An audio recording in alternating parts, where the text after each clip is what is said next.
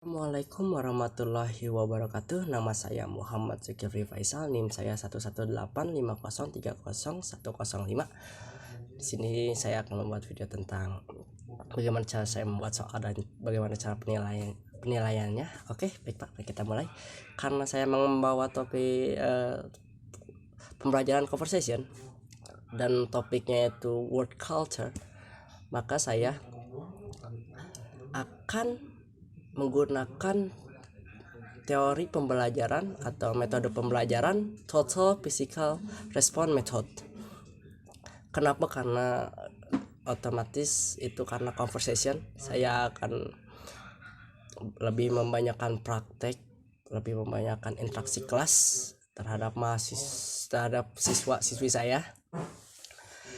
Nah, soal yang akan saya buat yaitu dari hasil pembelajaran dan praktek mengenai word culture di setiap KBM yang telah saya lewati dan percakapan-percakapan yang telah kita praktekkan.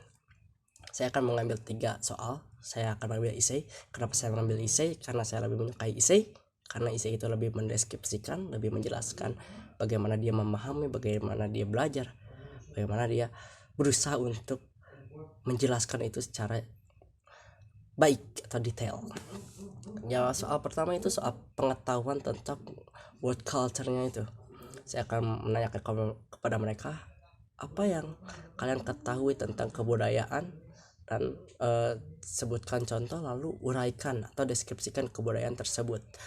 Karena kita telah mempelajarinya, pasti mereka dapat menjelaskannya.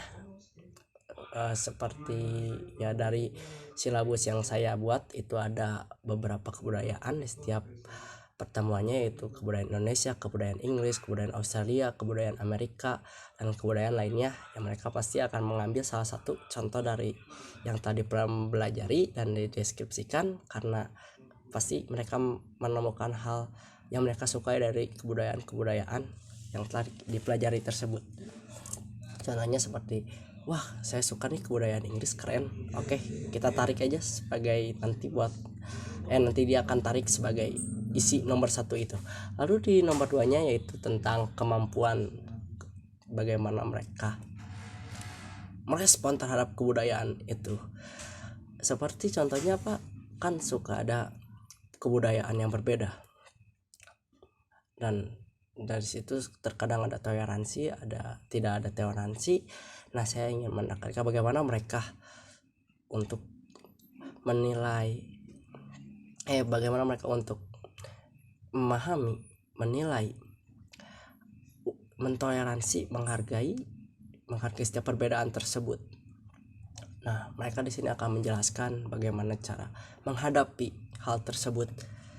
Nah, ini sebagai mereka untuk menghindari kaget atau penilaian jelek terhadap kebudayaan yang berbeda.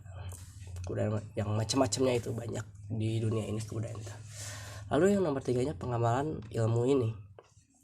Karena kebudayaan ini memiliki sisi positif, sisi negatifnya, saya akan menanyakan hal itu, dampaknya, nilai baiknya, nilai buruknya, sisi positifnya, sisi negatifnya. Mereka akan menjelaskan, dan di sini saya akan menuntut mereka untuk menilai bagaimana cara pandang mereka terhadap kebudayaan. Yang saya bisa melihat, ternyata kemampuan mereka dalam menyaring suatu kebudayaan itu sudah bagus. Seperti kebudayaan orang Jepang, mereka selalu membuang sampah di tempatnya. Itu sebuah contohnya. Lalu contoh lainnya yang di Inggris, time is money. Kenapa time is money? Karena mereka berpikir bahwa waktu itu sangat berharga, layaknya sebuah uang, sehingga mereka selalu bekerja keras, tidak menyia-nyiakan waktu mereka. Nah, itu nilai positifnya lagi. Lalu mungkin ada kebudayaan lain yang contoh buruknya, seperti malas atau tidak menghargai kebudayaan lain atau menutup diri. Itu memang tidak jelek, tapi saling menghargai itu sangat penting di dalam kehidupan ini, karena kita ini makhluk sosial yang perlu satu sama lain, tidak bisa hidup sendiri. Nah, itu adalah soal yang akan saya gunakan Pak. Untuk penilaiannya saya menggunakan ABC, yang untuk A itu menguasai sesuai ekspektasi saya dan menjelaskan secara detail, menjelas, dan dia menguasai topik tersebut.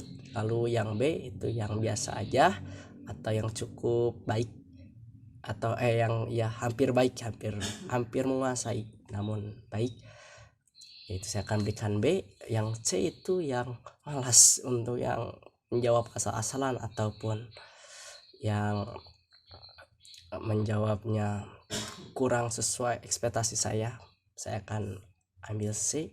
Dan D itu yang perlu belajar tambahan, yaitu C dan D itu yang akan mendapatkan nilai remedial.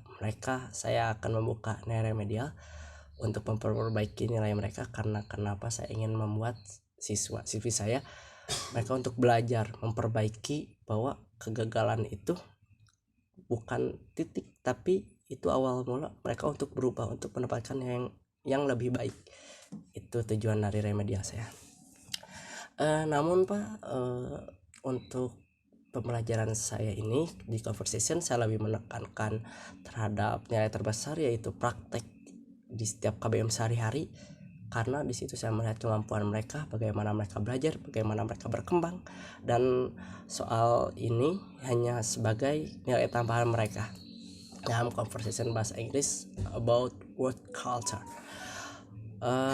Dengan mengetahui teori EFL selama perkuliahan ini, seperti salah satunya teori Total Physical Response Method yang saya gunakan dalam pembelajaran saya, dengan ini kami siap mengajar bahasa Inggris dengan baik dan benar. Sekian yang dapat saya sampaikan. Mohon maaf bila ada kesalahan atau kekurangan. Wabillahi taufiq wal hidayah. Wassalamualaikum warahmatullahi wabarakatuh.